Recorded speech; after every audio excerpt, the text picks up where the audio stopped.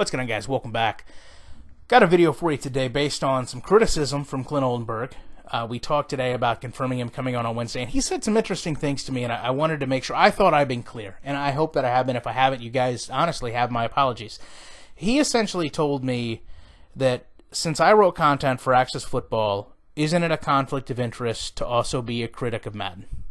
And he kind of went on to say that regardless of whether I got paid $1 or $1 million, that if I was paid, I would essentially become an employee or at least a contractor of a football video game while making content criticizing other sports titles.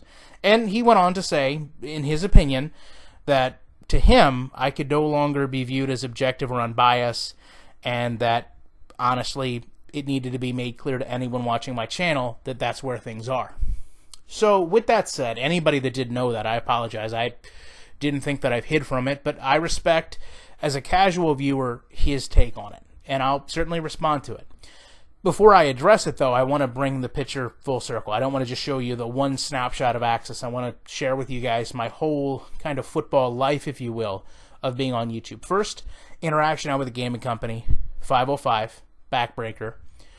I basically got a dev kit Xbox, and I beta tested the life out of that game to the point where once it released, I couldn't even play it. I was so tired of dealing with it. I cleared plays, I cleared glitches, I cleared AI faults. I helped them write the dev diaries. If you guys remember the vignettes they did on building the game, I helped them with those. I also made the trailer for the Great House patch. You guys remember they had a patch that, honest to God, the patch was a different game. They should have just waited, but I created the trailer for that, and then, honestly, never got paid a dime, although my name does appear in the credits. Things would have changed had they made it to Backbreaker 2. Backbreaker 2 obviously never happened. Everything fell apart. No worries. Part of life. I did and have continued to do everything I can to make football games better for the community and myself above anything else. And that'll always be the same.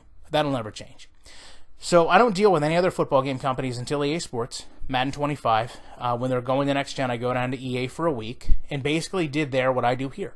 Criticize the game, critique the game, except much of it came in handwritten, here's the problems, try to fix these, this is what you could do better situations.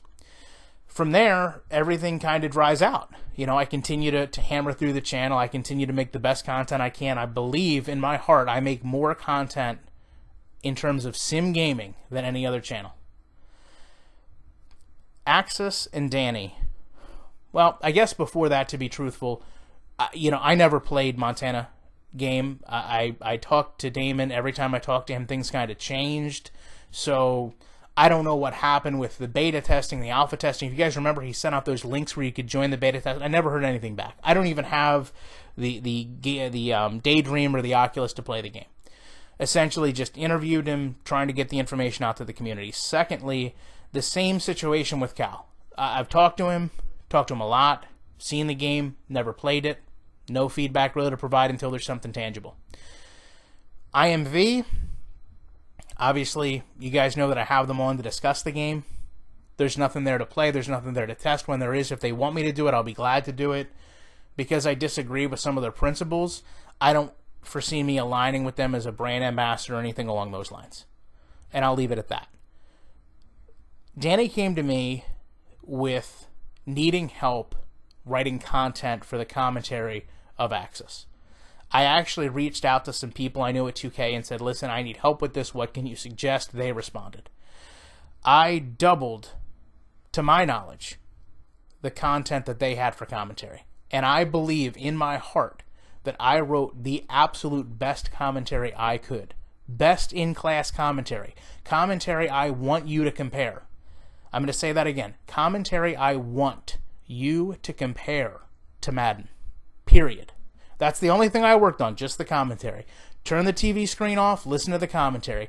If you have any issues with that commentary, by all means, personal email, ryanmoody21@gmail.com, put in the comment section, Access commentary, you let me know what's wrong and I will fix it, or do my best to fix it going forward. If I don't do that, I'm the biggest hypocrite in the world. Also, undeniable, Clint, Rex, no, I sent them a 7-minute game clip of Access with the commentary and said, hey, listen, I wrote this. I want your impression, your feedback. Help me the same way I've helped you, in my opinion. I'm not doing this to hurt anybody. A lot of people get the misconception I do this to hurt EA, or to hate EA, or to generate hatred. I do it to make football games better. Yes, some of it's in frustration because some of these problems are frustrating. We've dealt with them so long. But I've always been here to make a better football game. Danny felt compelled based on how much work I did to pay me for it. I didn't think anything of it, and this, I would think, was months and months and months ago. I remember mentioning that I was doing this. I don't know how anyone could not know, because I've been proud of it. Listen, I'm proud to work with these football games. I'm proud of the relationship I have with every developer. So, going forward from that, with David Winter and Canadian football, I think that, if anything, I'm more the liaison for American football. A great example would be, if you go back and watch the last video I put up, there's a little warning screen that comes up almost in the beginning that says, hey, this is a 20-second play clock. We recommend, if you're not used to Canadian rules, you switch over to another play clock. I actually told him that should be implemented because I kept getting delay of games, I kept getting false starts because I'm not used to a 20-second play clock or putting men in motion since Arena Football Madden, or Arena Football EA, which was essentially Madden, Freudian slip there, essentially was Madden. You know, I haven't put man in motion in a football game for 15 years. Well, why in the world am I, that might be a slight exaggeration, might be only 10, but regardless, I'm not used to that. You have to put something in there to warn me. If not, you're going to isolate everybody. No one's going to sit there and play a game where they get delayed games and false starts every third play. I also told him that, obviously, the graphics are going to get critiqued enough. You can't have a screen back there with just a static image. The next day, he had made a banner and a billboard and created all these scrolls for it. You can go back and look. It's there. What type of input that is, I don't know. But I don't expect payment, and I don't think I'll get payment. So that brings us kind of full circle here. I didn't think twice about somebody telling me, you did enough for me, I'm giving you money for your time. What I will tell you I will do, now realizing how someone could see this could impede my judgment, or some may think that it would cloud my interpretation of which game is better, I will gladly give that money publicly, give that money back to Danny. As far as being provided non-monetary, I don't want to use the word gifts, but returns, I would be hard-pressed to think that EA didn't provide the most. The airfare, the trip, everything that week was paid for. I know that people outwardly told me I sold out that month, or, oh, I would never be the same. Listen, I've laughed at that stuff from day one, and I'm still doing videos now.